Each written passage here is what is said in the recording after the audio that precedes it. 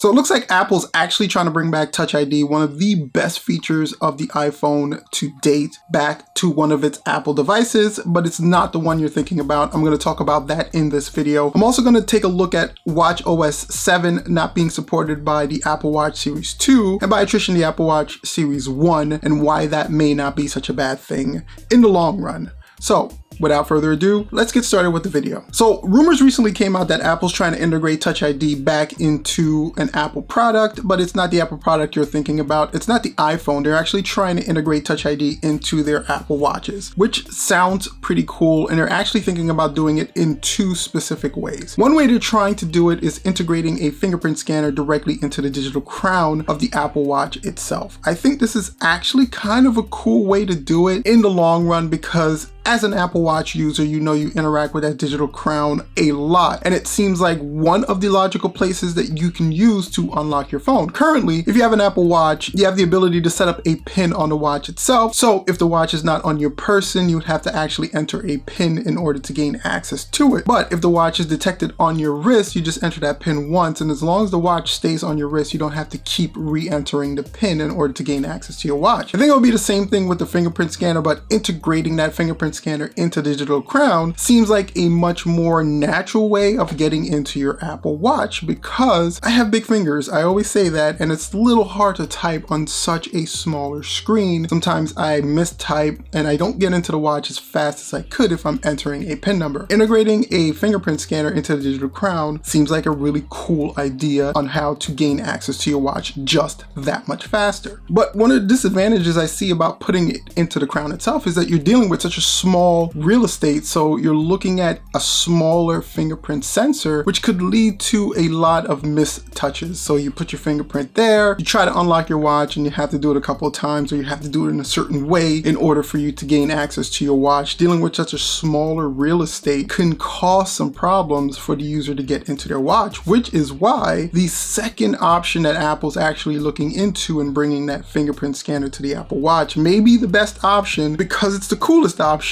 and it's the most practical one, and that's integrating that fingerprint scanner directly into the screen of the Apple Watch itself. It's a bigger real estate to work with. We already have a lot of in-screen fingerprint scanner technology that's working on smartphones that they can integrate into the Apple Watch that'll make you able to access your watch just that much faster without any kind of mistouches, and you're able to actually get a nice read of your fingerprint on the Apple Watch screen itself. But this one also doesn't come without its caveats. For me, if you think about how the Apple Watch is versus your cell phone, it's out in the open. You're always wearing it on your wrist. It's not in your pocket. It's not covered up, so it's susceptible to dust. You work out with it, it's susceptible to sweat. So they're gonna have to make that fingerprint scanner inside the Apple Watch screen just that much more accurate for you to gain access a lot quicker. I really like the idea of integrating it into the Apple Watch itself. As long as it's done correctly, I think Apple kind of works pretty hard at making sure any technology they put inside their products actually gets integrated pretty well overall. That's kind of like their claim to fame now anyway. So I think they'll do a good job with it. I just worry about the element affecting the accuracy of the overall fingerprint scanner on the Apple Watch itself. I really do think it's a cool idea if executed the right way. So let's play a little game. What Rain wants to see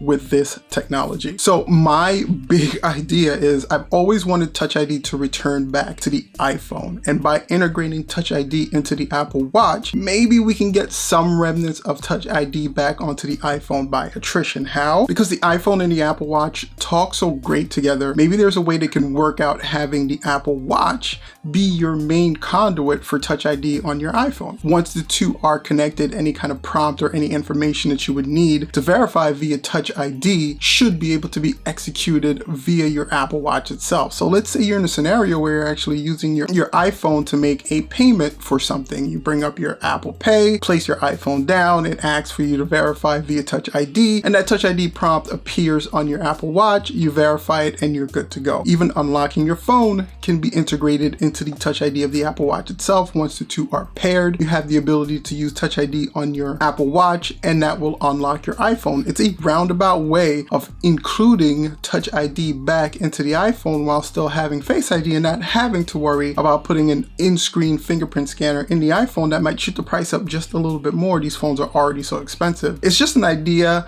I hope Apple is kind of working on that. I think Apple does a good job of making everything kind of synonymous with their ecosystem anyway, so it seems like the next best idea to get Touch ID back onto the iPhone via the Apple Watch. So the next thing I wanted to talk about is, in that same rumor, they're saying that the new watchOS 7 is not going to be supported by the Apple Watch Series 2, and then by attrition, I guess the Apple Watch Series 1 won't support it as well. A lot of people are saying that this is not a good thing because a lot of people own those particular series of Apple Watches. I'm on the other fence saying that this may actually be a blessing in disguise. Why? Because I'm a support tech and I deal with a lot of people with support issues with their Apple Watches and iPhones. One of the biggest support issues, believe it or not, that I run across is people who purchase a new Apple Watch Series 1, 2, or 3 that supports the latest watchOS, but they have an older iPhone that doesn't support the latest iOS. So unfortunately, if you upgrade your Apple Watch to the latest watchOS, it needs the latest iOS in order to function properly. If your phone doesn't support the latest iOS, you end up with a watch that doesn't work with your phone, and your watch is basically bricked, and there's no way to downgrade your watch back to an earlier version of watchOS. So you're basically stuck with a watch that can't communicate with your phone because your phone can't upgrade high enough to communicate with the watch. And that's because they haven't put a stopgap on the different watchOSs that the Apple Watch can support,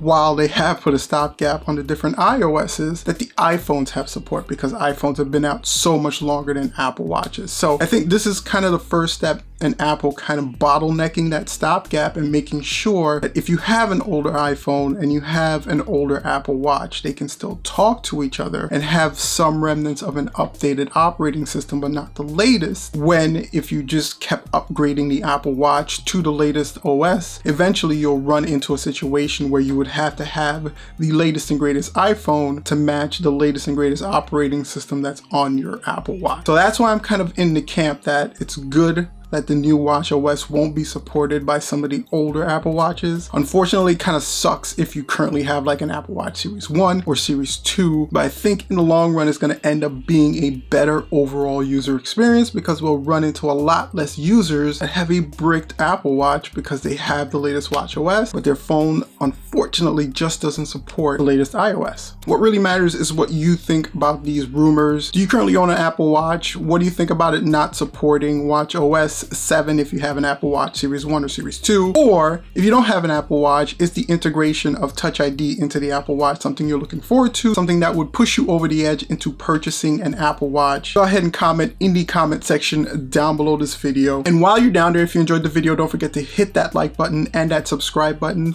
It definitely helps the channel out. And in the meantime, if you want to check out some more Apple news rumors, I'm going to share a video right here. And this is something YouTube believes you'll enjoy watching. Thank you so much again for checking out the video, and until next time, stay safe. Peace out.